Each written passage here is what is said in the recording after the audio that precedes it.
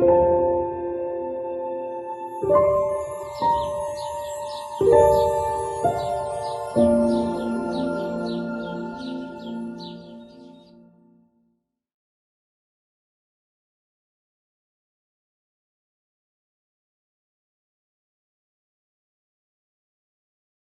qui sont dans la salle comme ceux qui sont sur Zoom, je vous propose qu'on puisse se mettre à genoux, pour ceux qui le peuvent, en tout cas qu'on prenne la position adéquate et nous allons prier. Je vais faire une prière à haute voix.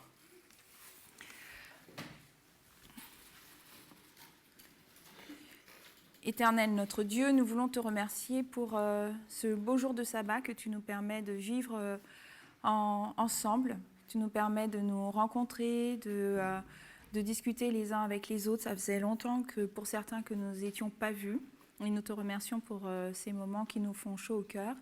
Nous te demandons de nous aider à comprendre l'importance des sujets que nous étudions, comment ils nous sont salutaires, de bien les comprendre et de nous préparer en vue de cette loi du dimanche.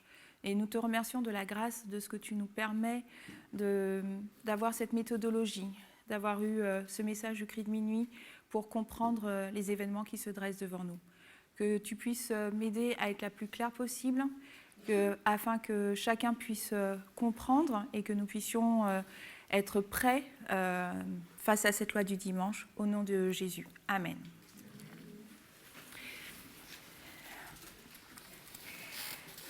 Alors, ce que je vous propose, on va faire une petite révision de ce que Jean-Marie a abordé. Et puis, je vais vous interroger, parce que j'aime bien quand les moments sont aussi des moments de partage.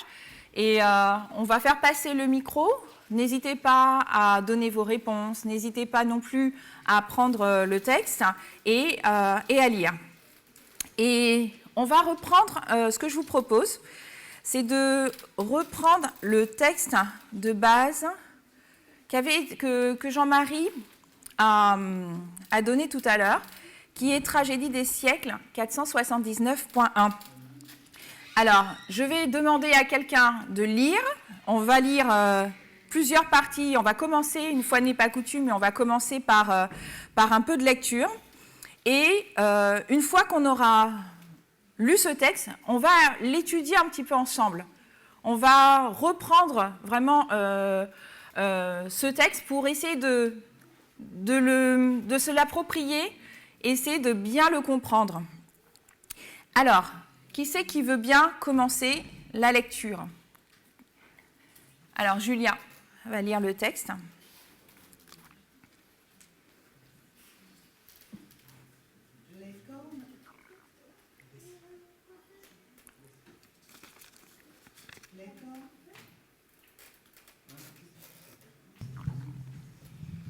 Les cornes semblables à celles d'un agneau et le langage du dragon chez cette bête indiquent une contradiction frappante entre la profession de foi et les actes de la nation qu'elle représente.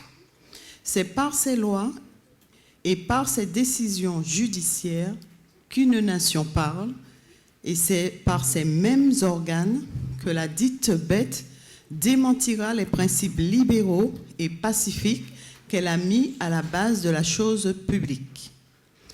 La prédiction disant qu'elle parlera comme un dragon et qu'elle exercera toute l'autorité de la première bête en sa présence annonce clairement l'apparition d'un esprit d'intolérance et de persécution analogue à l'esprit manifesté par les nations représentées par le dragon et le léopard. Et la déclaration, elle faisait que la terre et ses habitants adoraient la première bête, montre que cette nation usera de son autorité pour imposer certaines pratiques religieuses qui constituera un hommage rendu à la papauté. Ok, merci Julia. Alors, on va s'arrêter à la première phrase. Les cornes semblables à celles d'un agneau et le langage du dragon chez cette bête indique une contradiction frappante entre la profession de foi et les actes de la nation qu'elle représente. Qu'est-ce que vous pouvez me dire? Comment on va étudier ce texte? Qu'est-ce qu'on a dans la première phrase? On a les cornes. D'accord? Donc là, on a des cornes. On a une comparaison. Donc, n'oubliez pas donc de lever la main pour que ça puisse être entendu sur Zoom. On a des cornes. Ces cornes... Je disais qu'on a une comparaison parce que les cornes sont comparées, elles sont semblables à celles d'un agneau. Donc, il y a une comparaison. D'accord. Donc là, les cornes, c'est un agneau. Et ensuite, qu'est-ce qu'on a? Tu peux continuer, Johanna. Ensuite, on a un langage, pareil, la comparaison par rapport à un dragon. OK. OK. Donc, on a le langage. Alors, comment je vais faire ça, moi? Je vais faire ça, la voix. Je ne sais pas si j'arrive à bien le décrire, mais on va faire des lèvres. OK.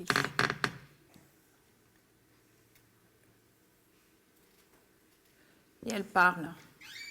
Le langage.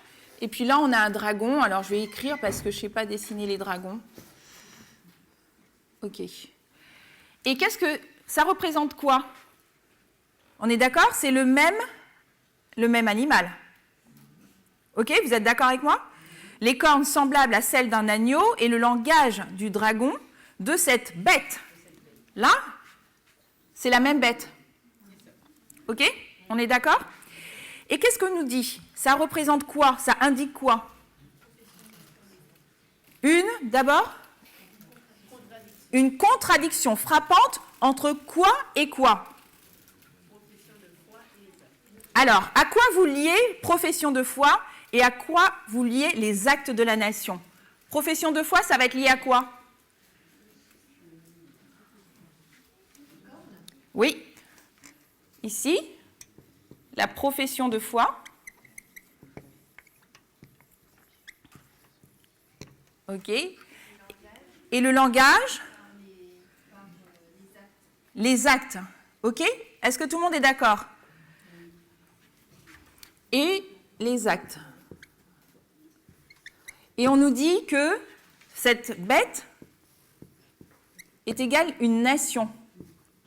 Dans la même phrase. Jusque-là, on est d'accord.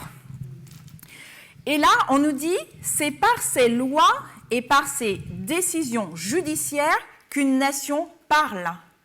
Donc là, tout à l'heure, on a la bouche, d'accord? Et on nous dit que ça va être ses actes, et en même temps, on nous dit que c'est par ses décisions judiciaires et par ses lois. Donc là, quand elle va parler, elle va mettre en place des actions qui vont être des lois et des décisions judiciaires.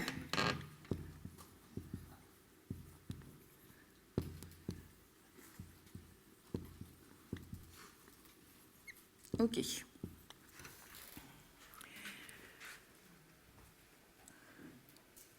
Car c'est par ces lois et ces décisions judiciaires qu'une nation parle, et c'est par ces mêmes organes que la dite bête démentira les principes libéraux et pacifiques qu'elle a mis à la base de la chose publique.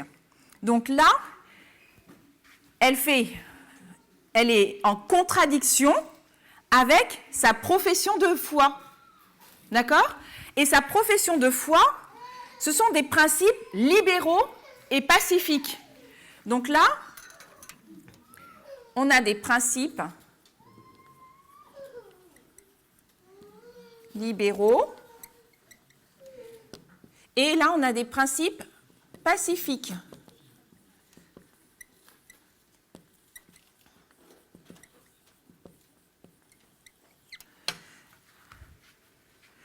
Donc, ces principes, ils vont permettre d'établir comment dirais-je, la paix et donner la liberté aux personnes. Ensuite, on nous dit que la prédiction disant qu'elle parlera comme un dragon et qu'elle exercera toute l'autorité de la première bête en sa présence annonce clairement l'apparition d'un esprit d'intolérance et de persécution analogue à l'esprit manifesté par les nations représentées par le dragon et le léopard. Il y a beaucoup à dire dans ce passage. Qu'est-ce que vous pouvez me dire? La prédiction, disons qu'elle parlera comme un dragon, déjà. Déjà, qu'est-ce que vous pouvez me dire?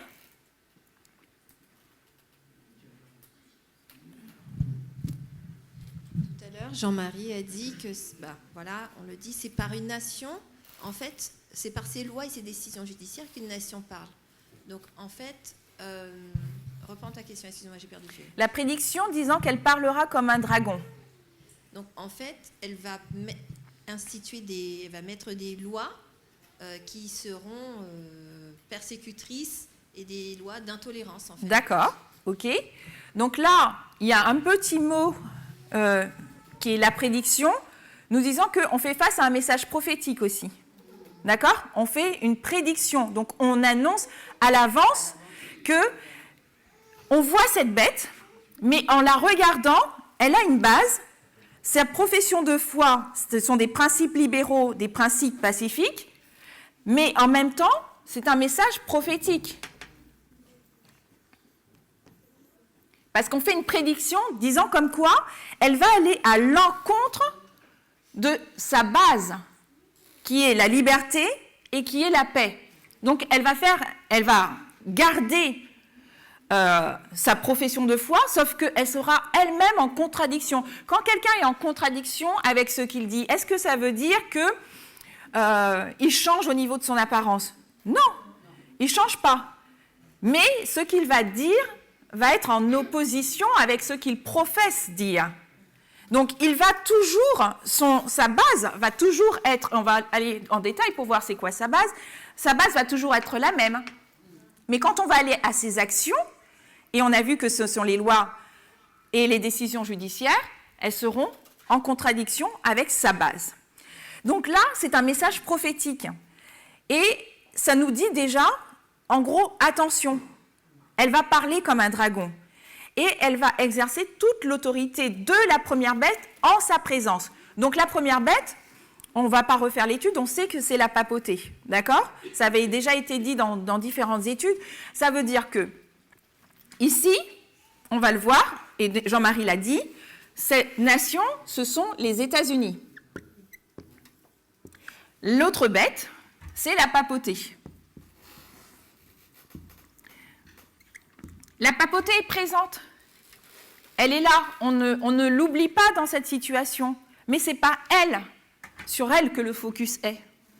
Et nous, dans l'adventisme, on a fait cette erreur. On a fait le focus sur la papauté. Sauf que là, ce texte d'Ellen White nous dit, le focus, vous devez l'avoir ici, sur la bête, qui professe garder les principes libéraux et pacifiques, mais qui va agir différemment. L'autre bête sera présente, elle sera en sa présence. On ne dit pas qu'elle n'existe plus, elle est là. Mais elle le fait en sa présence. Ensuite, elle nous dit que annonce clairement l'apparition d'esprits d'intolérance et de persécution qui est analogue à l'esprit manifesté par les nations représentées par le dragon et le léopard. Donc, j'ai une autre citation, je vais la mettre, mais ici, on a le dragon et le léopard. Il agit avec un esprit d'intolérance et de persécution. Ok. D'accord? Et cette bête va faire la même chose que le dragon et le léopard. Donc, la papauté est présente. Nos regards doivent être sur les États-Unis. Elle agit dans le passé avec un esprit d'intolérance. Et elle fera exactement la même chose avec un esprit d'intolérance. Et la déclaration, elle faisait que la terre et ses habitants adoraient la première bête, montre que cette nation usera de son autorité pour imposer certaines pratiques religieuses qui constituera un hommage rendu à la papauté. Donc, faire en sorte que les habitants adorent la papauté, c'est rendre un hommage à la papauté. Donc, l'ancienne thèse, je ne sais pas si vous vous rappelez, elle nous avait expliqué qu'on peut rendre hommage tout en n'étant pas forcément en lien avec quelqu'un. Et elle nous avait pris le cas d'un chanteur qui n'était plus en contact avec son père, mais que dès qu'il chantait, il avait exactement la même voix et que on voyait son père. Parce que quand il chantait, on reconnaissait la voix de son père. Et pourtant, ils ne se donnent pas la main, ils ne sont pas ensemble, ils ne se parlent pas, mais pourtant, ils lui rendent hommage. Il lui rend hommage. Et donc, en faisant exactement les mêmes actions que la première bête, elle rend hommage, elle fait une image à la bête. D'accord ? La suite de cette citation, on nous dit que ces mesures seraient en opposition avec les principes de ce gouvernement et contraires au génie de ces libres institutions, comme aussi aux affirmations les plus solennelles que la Déclaration d'indépendance et de la Constitution.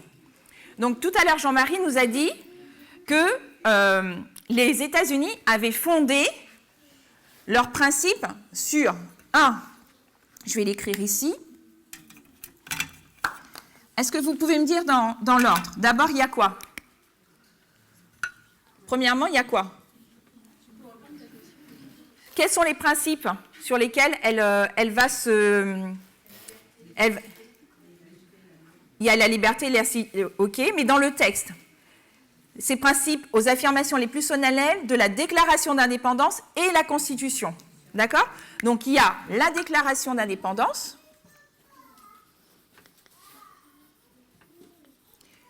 et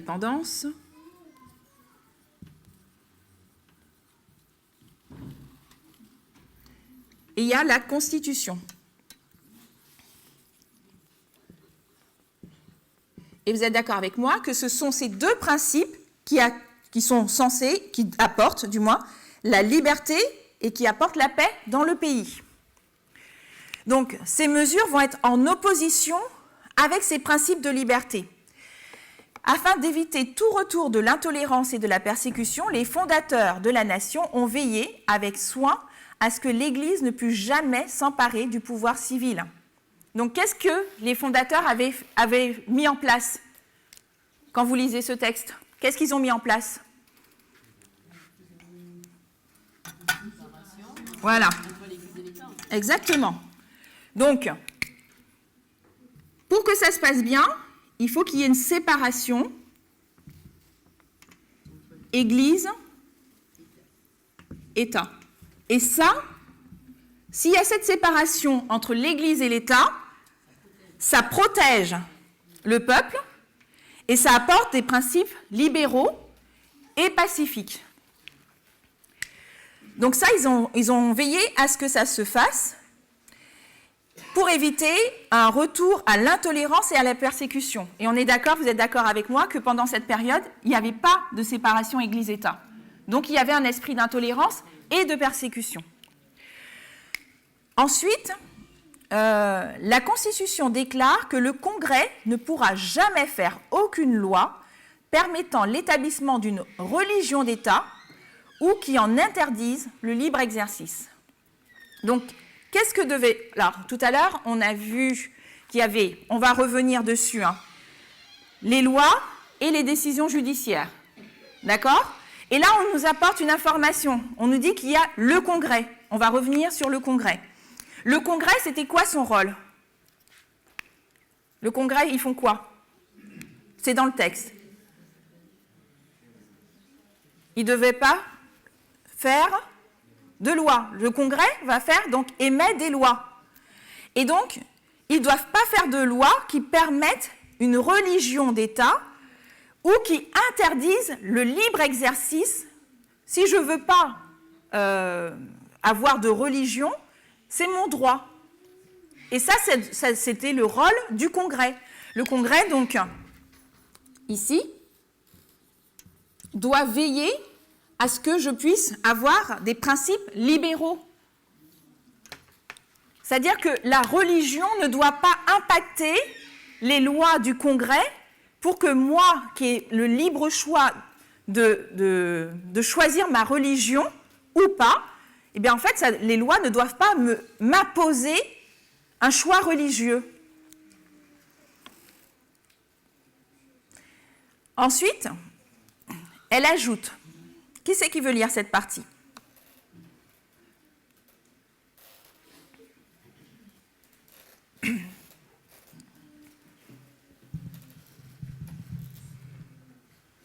Elle ajoute qu'aucune condition religieuse ne pourra jamais être exigée comme qualification indispensable à l'exercice d'une fonction ou charge publique aux États-Unis. Ce n'est qu'en supprimant ces garanties de la liberté nationale que l'autorité civile pourrait imposer des observances religieuses. Or, telle est, d'après le symbole prophétique, les conséquences flagrantes où tombera cette bête aux cornes d'agneau, professant être pure, douce, inoffensive, mais parlant comme le dragon. D'accord, merci. Donc, qu'est-ce que vous voyez dans la première partie ?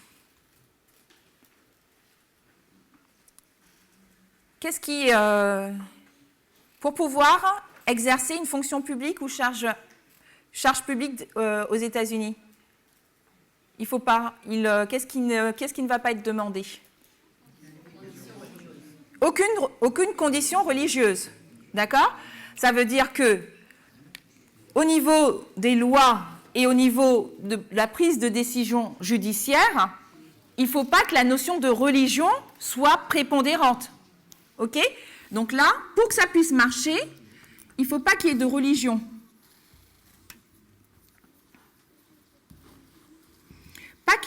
En fait, c'est pas qu'il ne faut pas qu'il y ait de religion, mais pas de religion comme qualification. D'accord ? Pas de religion comme qualification.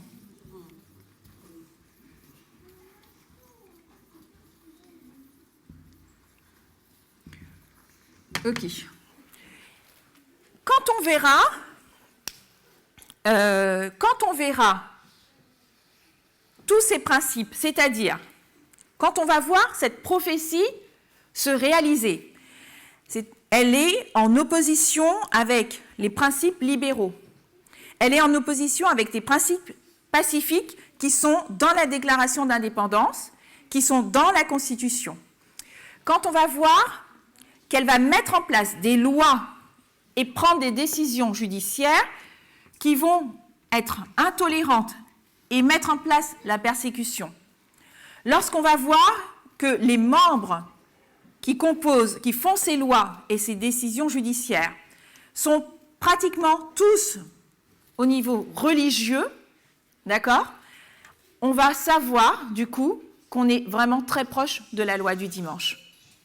Ok ? Ce sont tous ces éléments prophétiques qui nous permettent de voir que la loi du dimanche est proche. Est-ce que vous êtes d'accord avec moi par rapport au texte ? Vous voyez ce que je veux dire ? Parce qu'il est dit, « Or, tel est d'après le symbole prophétique, l'inconséquence flagrante où tombera cette bête aux cornes d'agneau. » Donc, elle ira dans ce sens. Elle va professer être pure et douce, inoffensive, mais elle va mettre en place des lois qui vont être des lois d'intolérance et de persécution. Disant aux habitants de la terre de faire une image à la bête. Donc nous nous trouvons ici en présence d'une forme de gouvernement dont le pouvoir législatif est entre les mains du peuple, ce qui prouve une fois de plus que la prophétie désigne les États-Unis. Donc il n'y a pas de doute, on parle bien des États-Unis et on sait qu'à partir du moment où il n'y aura plus de séparation Église-État, non pas forcément dans la Constitution, mais dans les actes, à partir du moment où on verra ça, on sait que l'image à la bête est faite. Ensuite, mais qu'est-ce que l'image de la bête et comment se formera-t-elle ? Notons qu'il s'agit d'une image de la première bête érigée par la bête à deux cornes. Et pour savoir ce qu'est cette image et comment elle se formera, il faut étudier les caractéristiques de la bête elle-même, c'est-à-dire de la papauté. Donc on sait que l'autre bête, c'est la papauté, que celle-là va émettre une image, donc va reproduire exactement les mêmes actions que la papauté. Donc, j'ai trouvé qu'en relisant ce texte, on avait pendant un moment comme arrêté de lire. Parce que le texte nous dit clairement que nos yeux doivent être fixés sur les États-Unis. Le texte nous dit vraiment que notre attention ne doit pas être portée sur la papauté. Que nous devons regarder les actions qu'a commises la papauté, mais que c'est sur les États-Unis, c'est-à-dire le 6e royaume, que nous devons porter une action, parce que c'est elle qui va mettre en place, c'est d'elle que nous devons attendre une action. Ça ne veut pas dire que la papauté n'existe plus. Elle est toujours là, en sa présence. Mais nos yeux doivent être sur les États-Unis, parce que c'est de là qu'il y aura une contradiction, qu'il y aura cette image qui sera formée de la bête, et c'est de là qu'il y aura la loi du dimanche. Alors, le texte nous dit aussi, comme nous a dit Jean-Marie, que c'est par les lois et les décisions judiciaires, les deux organes. Et vous êtes d'accord avec moi que le texte en parle. Il parle bien de l'organe législatif et judiciaire. Et comme Jean-Marie l'a dit, forcément, si nous faisons appel au législatif et au judiciaire, nous faisons appel à la politique. Donc, ce n'est pas étonnant que nous abordions cet aspect. C'est même logique et obligatoire que nous regardions aux lois et aux décisions de justice qui sont prises aux États-Unis, parce que si nous ne regardons pas aux organes judiciaires et aux organes législatifs, nous n'allons pas comprendre ce qui se passe. Donc il est d'une importance capitale pour nous de concentrer nos regards sur les événements aux États-Unis et comment ce qui est en train de se mettre en place au niveau judiciaire et au niveau législatif. Donc, je vais tourner le tableau. Alors, du coup, on va tracer une ligne. Je vais tracer une ligne. Voilà. Donc, je vais tracer la ligne des prêtres. Donc, 1989, 2001, 2014, 2019 et 2021. 2021 étant terminé, aujourd'hui, hop, hop, hop, voilà. Donc, 1989, 2001. Ici, la prochaine balise, vous êtes d'accord avec moi, c'est la loi du dimanche. Et ensuite, nous avons la fin du temps de grâce et la seconde venue. OK. Aujourd'hui, 2021 est terminé. Donc, ça veut dire que nous avons fini sur cette ligne et nous cheminons sur celle-là, en vue de la prochaine loi du dimanche. Donc, nous sommes proches et nous sommes là. OK ? Pourquoi nous regardons, à chaque fois que nous parlons de 2014, pourquoi nous arrêtons sur... à chaque fois que nous parlons de la loi du dimanche, pourquoi est-ce que nous parlons de 2014 ? Est-ce que vous... Alors, il faut prendre le micro.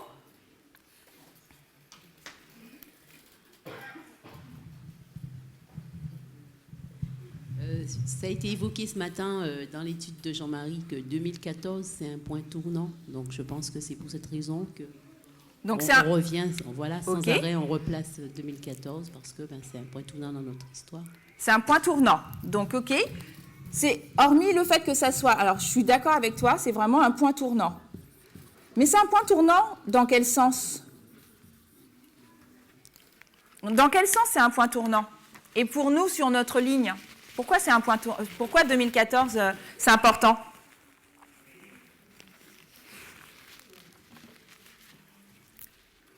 Parce que 2014, c'est aussi une loi du dimanche. Parce que 2014, c'est aussi une loi du dimanche. OK. Sur quoi on se base pour dire ça ?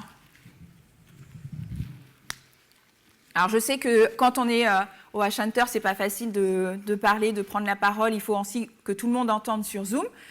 Mais, alors, donc, il y a une prophétie. Ok? Il va avoir un message prophétique, là, qui va nous dire, qui va nous pointer sur 2014. Donc, c'est un message prophétique qui nous amène à comprendre que c'est une loi du dimanche. En fait, quand on étudie, et je vais reprendre ce que Tess a dit dans un de ses messages. Elle nous dit, en comprenant 2014, nous comprenons la loi du dimanche. Nous allons considérer la ligne de réforme des prêtres en deux parties. De 1989 à 2014, tout est orienté pour nous montrer 2014, comprendre et accepter la date. Donc de 1989, sur la ligne des prêtres, en fait, notre but, c'était de comprendre, mais nous devions aussi accepter. Plus que comprendre, nous devions l'accepter comme étant une loi du dimanche. D'accord ?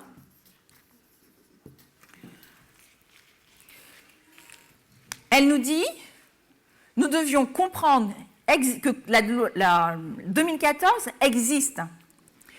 Nous sommes la génération finale. Dieu rassemble les 144 000. Les États-Unis sont en train de s'effondrer et l'adventisme échoue.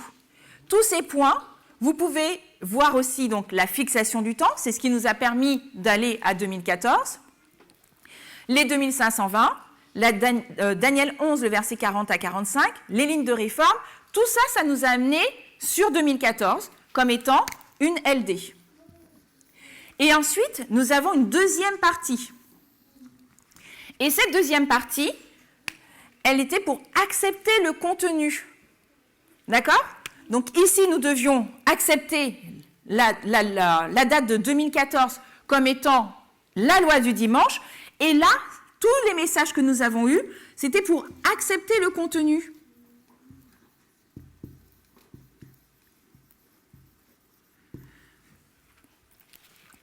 Donc, quand on regarde ici, 1989 à 2021, c'est aussi une fractale de 1989 au retour de Jésus, à la seconde venue. Et donc, une fractale, on va prendre ensemble la définition. Une figure fractale, c'est un objet mathématique qui présente une structure similaire à toutes les échelles. C'est un objet géométrique infiniment morcelé dont les détails sont observés à une échelle arbitrairement choisie. En zoomant sur la partie de la figure, il est possible de retrouver toute la figure. On dit alors qu'elle est autosimilaire. Donc, on a une fractale et en regardant, elle a la même structure. Donc ici, c'est normal que nous ayons une balise du milieu, que nous ayons d'autres balises, que nous ayons un accroissement de la connaissance, que nous ayons une formalisation, que nous ayons une fin de temps de grâce. Elle a exactement la même structure. Ça nous dit aussi que les fractales sont définies, donc là, on nous apporte une notion que ça peut être autosimilaire, donc avoir exactement les mêmes caractéristiques. Les fractales sont définies de manière paradoxale, un peu à l'image des poupées russes, qui renferment une figurine plus ou moins identique à l'échelle près. Les objets fractales peuvent être envisagés comme des structures gigognes en tout point, et pas seulement en un certain nombre de points. Donc on nous dit, en gros, ça peut être similaire. Hop, ça peut être similaire, je ne sais plus où est-ce que j'ai mis.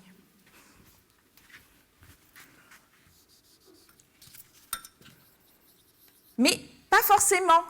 Il peut y avoir des différences.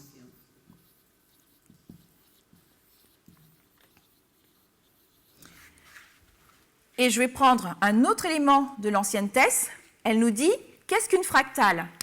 Quelle que soit la façon dont vous considérez les fractales, j'aimerais suggérer que la fractale est une parabole brute.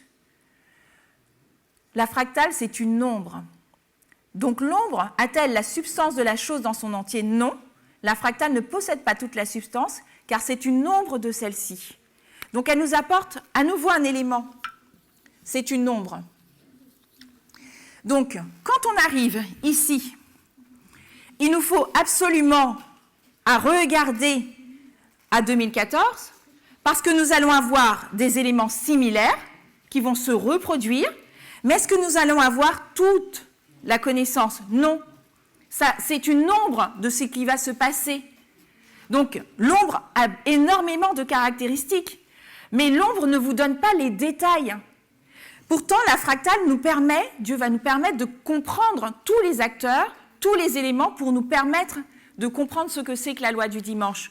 Mais étant donné que c'est une ombre, eh bien, je vais suggérer que pour pouvoir bien la comprendre et bien la vivre, n'oublions pas que c'est aussi un test, et le dernier test par rapport à l'adventisme, il nous faudra bien comprendre ce qui se passe aujourd'hui, tous les messages qui nous arrivent, pour que nous puissions réussir à ce test de la loi du dimanche. Donc, ce que je vous propose, c'est que nous puissions maintenant regarder... Alors, attendez que je reprenne mes notes. Donc, nous avançons, nous, sur la ligne des 144 000, et nous avons acquis un maximum de connaissances qui nous permettent de comprendre que 2014, ça a été un enseignant pour nous aider à comprendre que la lecture que nous avions des textes de l'esprit de prophétie ne peuvent pas s'appliquer. Parce que nous n'aurons pas une union Église-État, comme nous l'a dit Jean-Marie, qui cherchera à nous imposer un jour d'adoration en lien avec la papauté, mais que nous aurons une union culture-État, qui cherchera à imposer donc des valeurs conservatrices et religieuses. Et ces valeurs conservatrices et religieuses, elles sont en opposition avec les fondements des principes mêmes, et nous allons voir sur le thème de l'égalité des genres. Donc, en gros, la Constitution et la Déclaration d'indépendance les États-Unis useront de leur pouvoir par les voies législatives et judiciaires, c'est-à-dire le Congrès et la Cour suprême. Donc, il est important de retenir que 2014, c'est aussi le commencement de la vraie loi du dimanche. Pourquoi ? Parce qu'on nous dit que la loi du dimanche, elle doit être agitée. Et si je vais reprendre un terme, je ne vais pas reprendre agiter, je vais prendre bouillonner. On peut utiliser agiter et bouillonner. Ça veut dire quoi ? Ça veut dire que là, vous imaginez une eau qui bout, qui commence à être en ébullition. Ce n'est pas tout de suite que vous voyez les énormes bulles. C'est au début, l'eau elle commence à frémir, jusqu'à ce que vous arriviez ici, à ce niveau-là, d'une façon crescendo. Et donc la loi du dimanche, quand on dit qu'elle est agitée, il faut qu'il y ait un point de départ qui est 2014 et qui nous permet d'aller crescendo jusqu'à ce qu'on arrive à la vraie loi du dimanche. Donc, pourquoi donc nous devons nous intéresser à 2014 ? Parce que aussi, 2014 va être sur le plan, je vais dire, géopolitique, sur le plan des États-Unis, va être vraiment un point tournant. Il y a une vraie fracture. Donc tout à l'heure, Jean-Marie nous a amené à comprendre c'était quoi le système politique, et je vais vous redemander comment est composé le système politique aux États-Unis. Donc, qu'est-ce qu'on a ? On a 3 branches, ok ? Donc, on a ici, je vais mettre à la base la Constitution,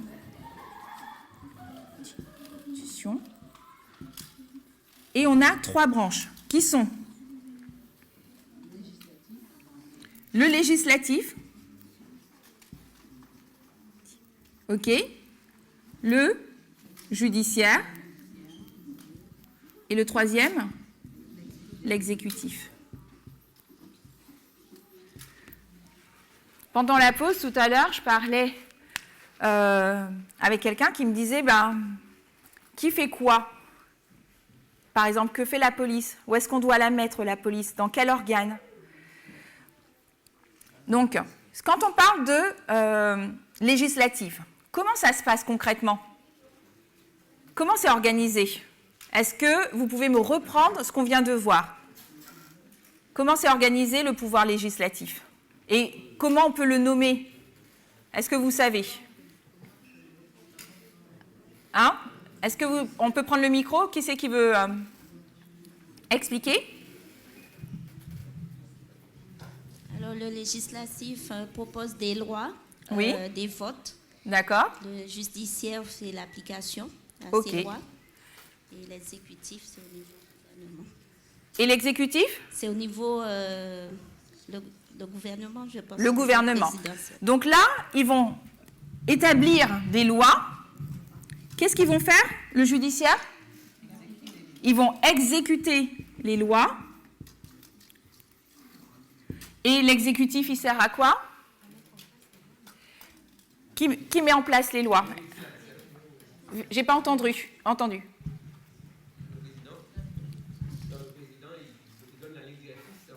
Il donne la ligne directrice.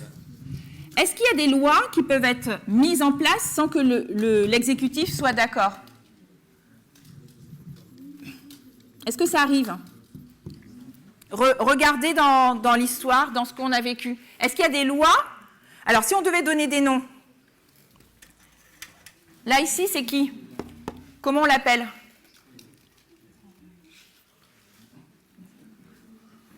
Comment ça s'appelle, l'organe législatif? Le Congrès. D'accord?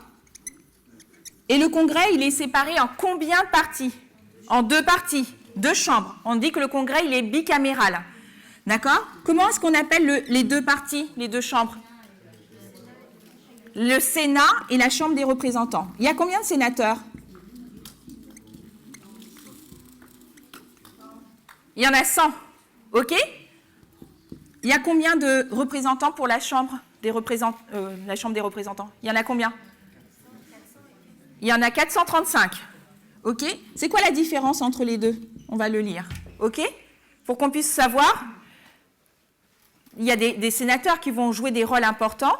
Il y a aussi, on va voir qu'il y a une action qui va être mise en place à compter de 2014 pour pouvoir faire en sorte qu'il y ait le maximum de représentants à la Chambre qui soient de conservateurs et exactement la même chose au niveau du Sénat. Donc, pour pouvoir mettre en place des lois qui soient conservatrices, il faut déjà changer à la fois les personnes qui composent le Sénat et qui composent la Chambre des représentants. Et ensuite, est-ce que ça suffit? Est-ce que ça suffit? Parce que s'ils exécutent, qu'est-ce qui doit se passer? C'est qui le judiciaire?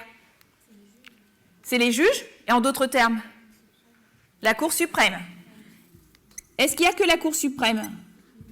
Il y a les tribunaux. Donc, on va voir aussi comment ça se passe. D'accord? Et l'exécutif. Ellen White nous dit de concentrer notre regard sur le législatif et le judiciaire. Mais est-ce qu'on doit oublier l'exécutif? Est-ce qu'il a un rôle important? Oui. Et est-ce qu'il a joué un rôle important ces dernières années? Est-ce qu'on l'a vu jouer un rôle important? D'accord? Donc, je vais vous relire pour qu'on puisse comprendre comment ils vont utiliser ces organes pour, comme vous l'a dit Jean-Marie, faire la purge des républicains, mais pas que. Parce qu'ils vont vraiment changer le nombre de sénateurs, à la fois dans la Chambre des représentants, là ça représente le peuple, donc ça va se jouer vraiment au niveau du peuple, et au niveau de la Cour suprême, là c'est qui nomme les juges? Le président. Donc est-ce qu'il a un rôle important? Donc ici, on va voir que l'exécutif a quand même un rôle important, puisque c'est lui qui va nommer la Cour suprême. Mais il faut que ça soit validé par qui? Par le Sénat. Donc, tout à l'heure, il nous a parlé qu'ils ont quand même bloqué Barack Obama pour mettre en place un juge.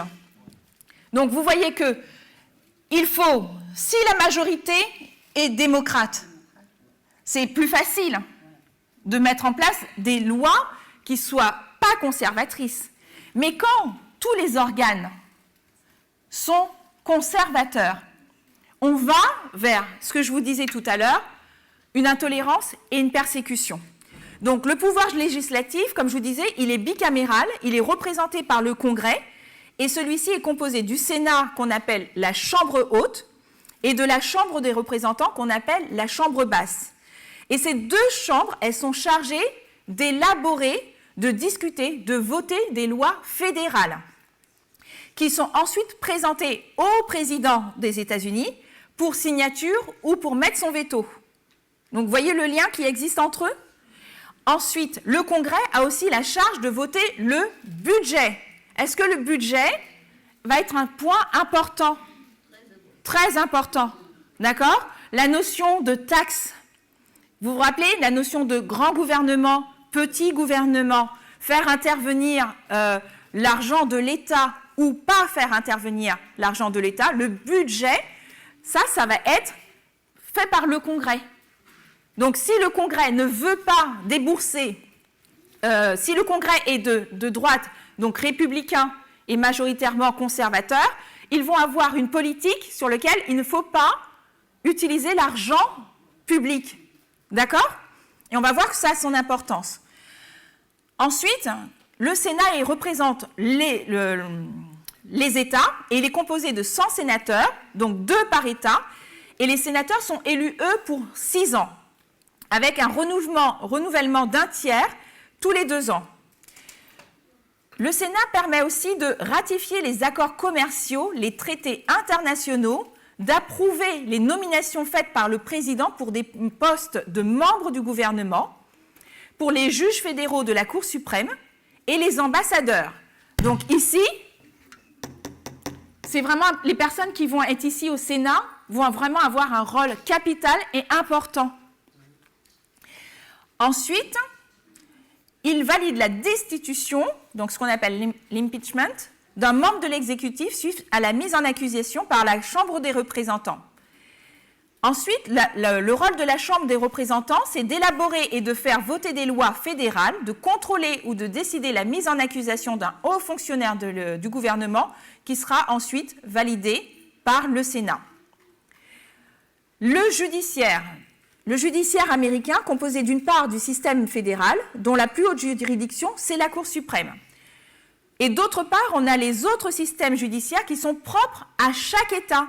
Et la notion de police rentre aussi dans ce domaine. Chaque police peut décider d'avoir une police de l'État ou d'avoir une organisation totalement différente. Le système fédéral s'occupe des affaires d'ordre national, alors que les tribunaux d'État gèrent les affaires locales en relation avec les constitutions respectives.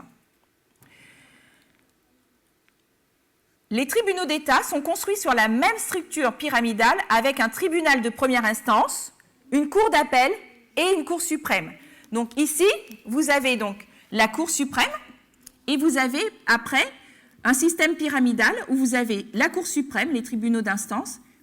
Et quand on fait appel à ces tribunaux, donc soit c'est accepté ou rejeté, on peut faire appel, passer par le deuxième niveau, ensuite passer par le troisième, et si c'est pas compris ici par cette Cour suprême, on peut avoir recours à la Grande Cour suprême. D'accord? Alors, quand Ellen White nous dit que l'action de parler d'une action, c'est l'action de la branche du gouvernement, elle nous montre 2 branches, la branche législative et la judiciaire. La branche exécutive est aussi importante et on l'a vu. Le pouvoir exécutif est confié au président et à son gouvernement. Et le président est à la fois chef de l'armée, le chef du gouvernement des États-Unis, le commandant en force des armées et le chef de la diplomatie. Donc, on voit que c'est lui qui dirige l'armée, c'est lui qui est le chef des relations extérieures, donc son rôle il va avoir un rôle important. Donc maintenant, quand on arrive à 2014 et qu'on essaie de comprendre qu'est-ce qui s'est mis en place à partir de 2014, il faut qu'on retourne dans l'histoire et qu'on comprenne qu'est-ce qui s'est passé en 2014. Donc, qui était président en 2014 aux États-Unis? Qui était président en 2014? Barack Obama. OK. Alors, Barack Obama était président, en effet, des États-Unis pendant cette période. Et moi, je vais donc vous parler de ce qui s'est passé et la fracture sociale, la fracture qui a été mise en place. Et comprendre la fracture à partir de 2014 au niveau des États-Unis va nous permettre de comprendre que, au début de 1989, même avant, les démocrates et les républicains arrivaient à s'entendre sur certains points. Ils arrivaient à se mettre d'accord. Au fur et à mesure, à partir de 2014, il y a des choses qui vont être mises en place, et on va le voir, qui vont faire qu'il va y avoir une fracture de plus en plus, non seulement sur le point politique, mais aussi sur le plan social, où les personnes ne vont jusqu'à ne plus se parler entre elles. Et quel impact ça peut avoir sur la loi du dimanche? On va le voir. Alors, donc, je me suis basée sur un article qui est tiré du Pew Research, qui parle de la polarisation politique qui est grandissante à partir de 2014. Pourquoi à partir de 2014? Et on va le voir. Vous avez un président qui a été élu en 2009 ou 2008. Il a pris ses fonctions réellement, ici, à ce niveau-là. 2008, je vais marquer. Et il est démocrate. Mais pas que. Il est démocrate, il est noir. Et quand il va mettre en place certaines actions, on va voir que ça va faire réagir une partie de la classe politique qui va mettre des actions en contre-attaque par rapport à ce qu'il aura mis en place. Et comme ça commence à se mettre en place à partir de son élection, c'est pour ça qu'on va revenir sur 2008-2009, mais 2014, on va voir que c'est un point tournant. Donc on nous dit que les républicains et les démocrates sont de plus en plus divisés sur leur ligne idéologique. Je vais vous montrer, je vais essayer de vous montrer ici, les démocrates, si on peut mettre le PowerPoint. Alors c'est un peu en anglais, mais l'image elle est parlante et je vais la commenter, qui nous permet de voir qu'avant, on avait en 1994, il y avait des points communs entre les républicains et les démocrates.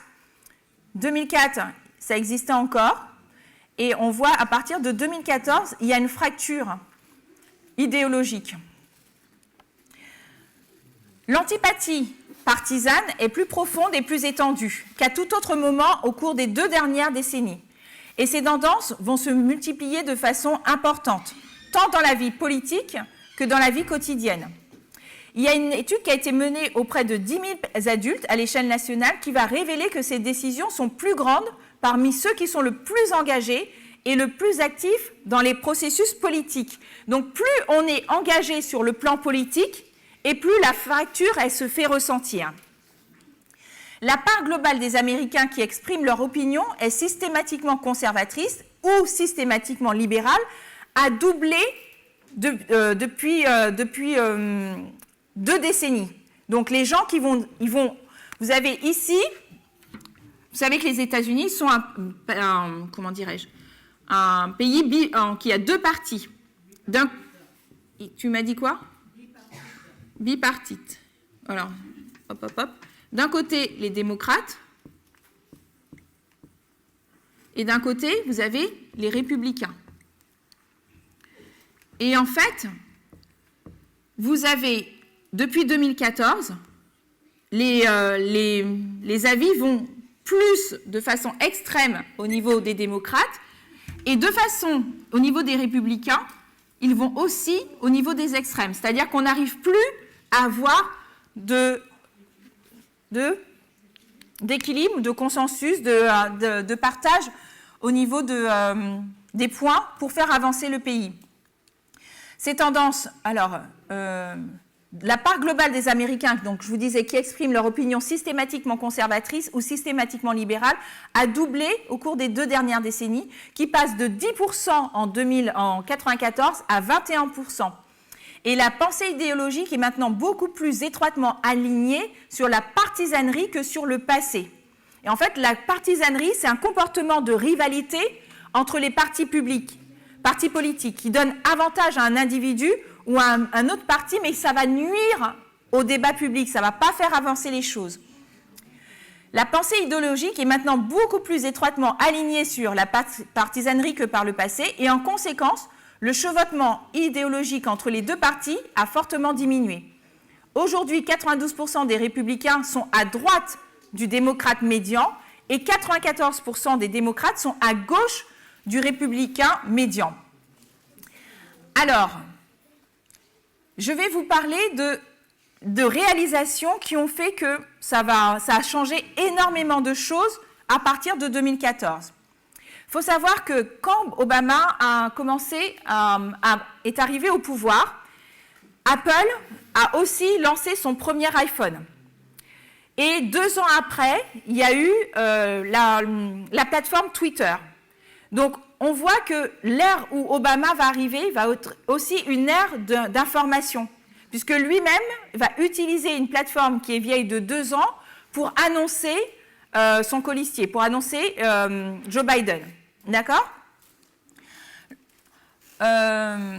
Donc, il y a autre chose. Barack Obama va arriver pendant une période de récession. C'est-à-dire il est arrivé en 2008. Et qu'est-ce qui venait de se faire aux États-Unis ? Il venait de subir la crise des subprimes. Donc, l'économie américaine s'est portée beaucoup mieux après Obama qu'au lendemain de la récession, qui a coûté à des millions d'Américains leur logement et leur emploi. Et par contre, ça a fait conduire Obama un plan de relance de 800 milliards de dollars. Donc, Obama, pendant qu'il est... pour pouvoir relancer l'économie, il va devoir utiliser 800 milliards de dollars. D'après vous, ça va être quoi la réaction ? On n'a jamais utilisé une somme aussi importante pour pouvoir relancer l'économie. D'accord ? Donc, ça va être l'une de ces premières mesures. Ça va avoir des effets positifs puisque le taux de chômage va baisser de 10 à 5%, le Dow Jones va doubler, mais ça ne va pas faire plaisir à la base conservatrice. Alors, je vais vous montrer 4 choses sur lesquelles Obama va agir. Premièrement, je vais vous parler de la règle de Mexico. Est-ce que ça vous parle, la règle de Mexico ? Ça va être la première mesure qu'Obama va mettre en place. 2 jours seulement après son investiture, le président Obama va révoquer un décret qu'on appelle la règle de Mexico, qui visait à interdire tout financement public dans le cadre de l'aide au développement à des organisations qui pratiquent ou qui facilitent l'avortement à l'étranger. Donc, il va annuler un décret, par décret, il va annuler une loi qui permettait d'utiliser les fonds publics pour faciliter l'avortement. Donc, imaginez l'impact que ça a pu avoir aux États-Unis. Non seulement il a lancé un plan de relance, mais la première chose qu'il va faire, qu'il va mettre en place, c'est utiliser les fonds publics. Je vais essayer de noter. Non, je ne vais pas toucher, c'est pas grave. Bon, vous l'avez quand même au tableau. Pour mettre en place, pour arrêter la règle de Mexico. Ça va être, du coup, ça va être des restrictions aux subventions publiques en faveur des... Il s'agissait du moins de restrictions aux subventions publiques en faveur des associations qui fournissent des services ou des conseils d'experts en matière d'avortement à l'étranger. Elles interdisaient le financement par l'argent américain d'organisations qui seraient engagées dans des activités qui favorisent l'avortement ou qui militent en sa faveur. Et donc, ça plaçait les personnes, les associations, devant le dilemme de choisir entre renier l'avortement ou renoncer à l'aide considérable des États-Unis. Donc, pour pouvoir, cette règle de Mexico, elle avait été mise en place par Ronald Reagan en 1984. Elle avait été révoquée par Bill Clinton en 1993. Elle avait été remise en place le premier jour de son mandat par George Bush. Et le 23 janvier, Barack Obama a réaffirmé quel que soit le point de vue que les personnes pouvaient avoir, le but et la détermination étaient d'empêcher que le nombre de grossesses non déclarées et que les personnes puissent avoir recours à l'avortement. Donc, imaginez l'impact que ça a sur la base conservatrice. La deuxième chose, tout le monde en a entendu parler, c'est l'Obamacare. L'Obamacare est composé de 2 parties. Il y a l'Obamacare a un autre nom qu'on appelle le Patient Protection and Affordable Care Act, qui est une réforme du système de santé. Et il est composé de 2 parties qu'on appelle le Medicaid, c'est pour les personnes pauvres, et l'autre, le Medicare, pour les personnes âgées, et il y a une autre partie pour les assurances privées. Le prix de ces dernières, ainsi que les critères pour accéder aux premiers organismes, laissaient pratiquement 55 millions d'Américains sans aucune couverture de santé. Sauf que, aux États-Unis, donc vous savez, hein, je vous le refais pas, ça a été difficile pour lui de faire adopter l'Obamacare. Parce que, pour comprendre l'Obamacare, il faut comprendre qu'aux États-Unis, il y a un état d'individualisme qu'on appelle aussi le struggle for life, la lutte pour la vie. C'est un principe de... Tous les républicains en particulier vont rejeter ce principe de solidarité. Parce que quand un républicain entend mutualisation des risques, il pense immédiatement au fait qu'on veut profiter de son travail. Il a peur que quelqu'un prenne une plus grosse part du gâteau.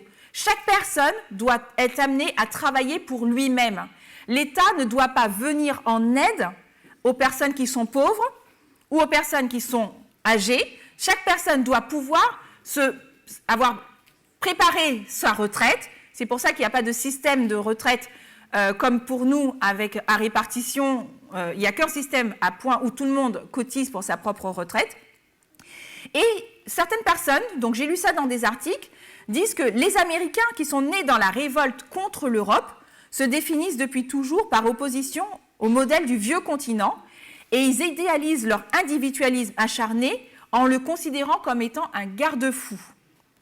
Et le fait qu'ils rejettent l'Obamacare, ça n'a rien à voir avec la santé, mais plutôt avec les mythes fondateurs de la nation et ses rapports avec l'argent. Les conservateurs affirment que la protection sociale mine à l'éthique du travail et affaiblit la fibre morale. Ils agitent le spectre d'une médecine socialisée. Ils sous-entendent que les soins de santé offerts par le gouvernement pourraient nuire à la liberté d'initiative des Américains. Et pour beaucoup d'entre eux, ça leur rappelle le socialisme. Ce mot ramène à l'ennemi soviétique. C'est un gros mot, en fait, pour le socialisme, c'est un gros mot pour les républicains ou pour les médias conservateurs. Donc, l'Obamacare est venu pour eux leur apporter une image sociale de leur pays.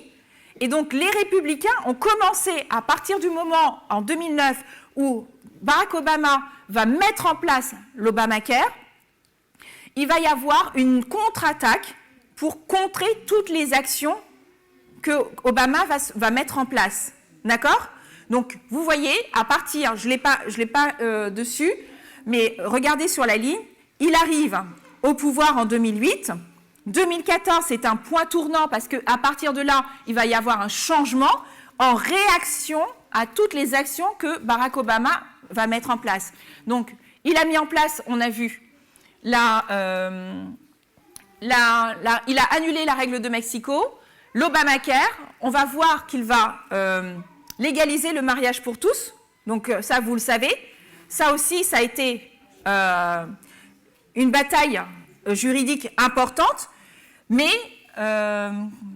je vais, comment dirais-je, je vais prendre quelques minutes, je sais que le temps est arrivé, mais je vais essayer de vous expliquer pourquoi, alors que vous aviez, dans le temps, il y avait 4 juges libéraux et 5 juges conservateurs, pourquoi finalement un juge conservateur a mis son accord pour valider le mariage pour tous.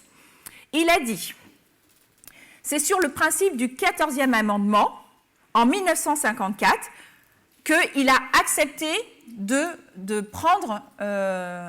en faveur du mariage pour tous.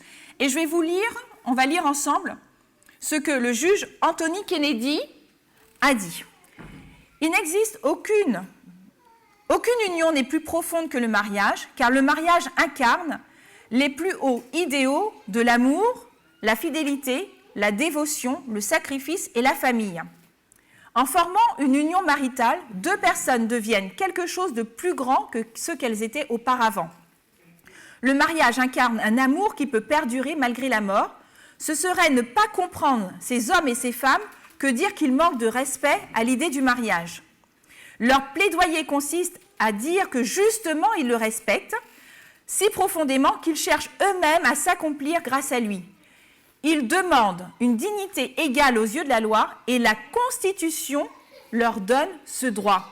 Donc, ce juge conservateur s'est basé sur la Constitution et en lisant le 14e amendement, que je vais vous mettre ici, là, sous les yeux, toute personne née ou naturalisée aux États-Unis est soumise à leur juridiction, est citoyen des États-Unis et de l'État dans lequel elle réside.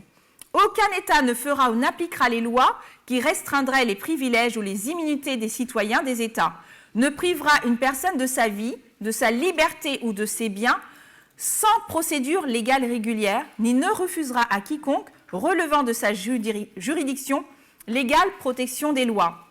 Quand on regarde au 14e amendement, on voit qu'on a permis d'arrêter la ségrégation par rapport au 14e amendement.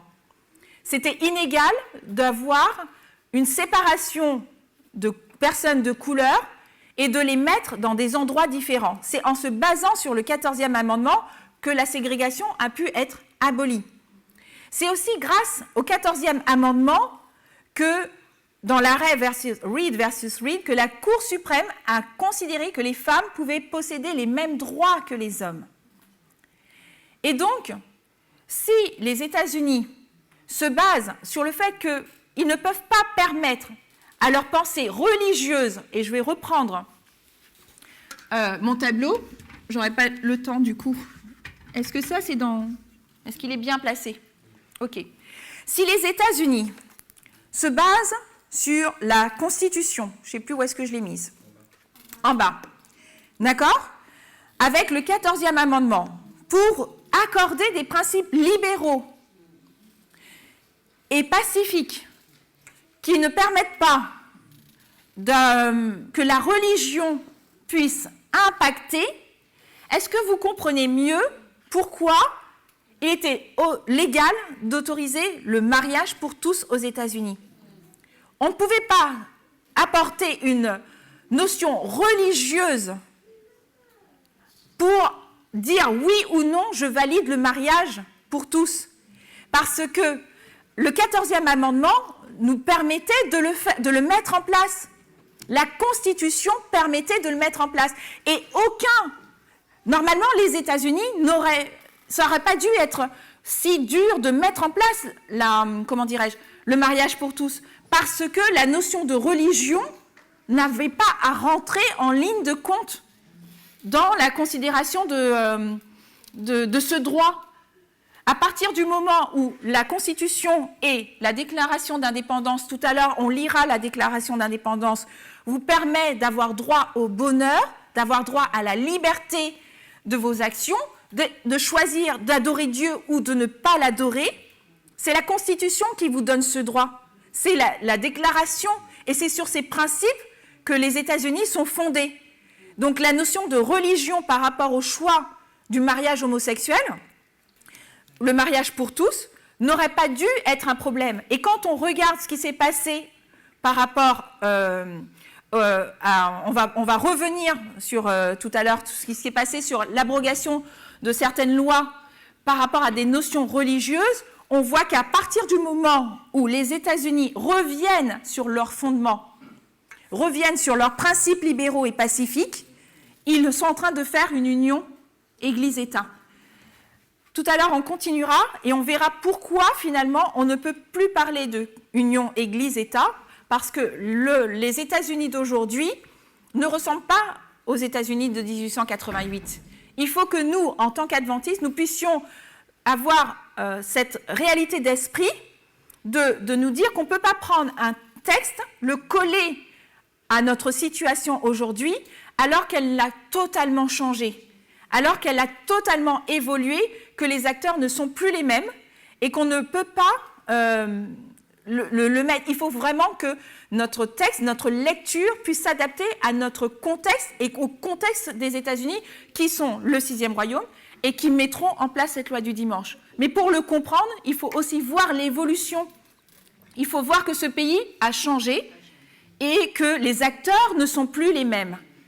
Et que les lois sur lesquelles ils sont en train de revenir entravent les principes libéraux, entravent les principes pacifiques, et ils renient, ils font une union Église-État, et ils renient, et ils vont mettre en place de l'intolérance et de la persécution, comme l'a fait la papauté dans sa période.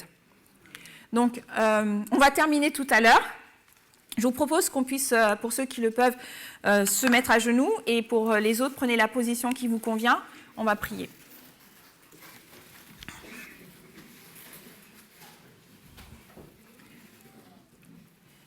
Éternel notre Dieu, nous voulons te remercier pour tout ce que tu nous permets de comprendre, la façon dont nous devons être amenés à lire. Tu nous as apporté la méthodologie, tu nous as demandé d'apprendre à lire, d'apprendre aussi à comprendre que les États-Unis ne sont plus ce qu'ils représentaient en 1888, que les organes ont toujours le même objectif, mais que nous devons aussi prendre en considération l'exécutif, que tout ce qui est en train de se mettre en place, le fait que les États-Unis est devenue une nation post-chrétienne, nous devons comprendre tous ces éléments pour que nous puissions être prêts face aux événements qui arrivent, que tu puisses nous bénir, ouvrir notre intelligence, permettre à nos cœurs de recevoir tous ces messages et nous aider à être prêts en ayant un caractère qui t'honore et qui te ressemble,